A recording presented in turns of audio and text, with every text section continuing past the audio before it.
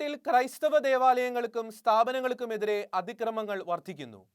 ക്രൈസ്തവ ദേവാലയങ്ങൾക്കും വിശ്വാസികൾക്കുമെതിരെ ഉണ്ടാകുന്ന അക്രമങ്ങൾക്കെതിരെ പോലീസിൽ പരാതിപ്പെട്ടാലും പ്രയോജനമില്ലെന്നും പരാതിയുണ്ട്.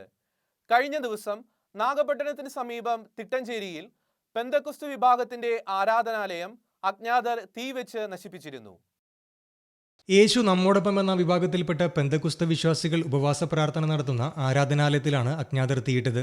താൽക്കാലികമായി നിർമ്മിച്ചിരുന്ന ആരാധനാലയം പൂർണ്ണമായും കത്തിനശിച്ചു. രാത്രി സമയത്തു പ്രാർത്ഥനാ ഹാളിൽ ആരുമില്ലാതിരുന്ന സമയത്താണ് അജ്ഞാതർ തീവെച്ചത്. ഇവിടെ സൂക്ഷിച്ചിരുന്ന 7,000 രൂപയും കാണാതായി. 40 കുടുംബങ്ങൾ ഇവിടെ പ്രാർത്ഥനയ്ക്ക് വരാറുള്ളതായി പ്രാർത്ഥനയ്ക്ക് നേതൃത്വം നൽകുന്ന പാസ്റ്റർ സച്ചിൻ പനീർസെൽവം പറഞ്ഞു.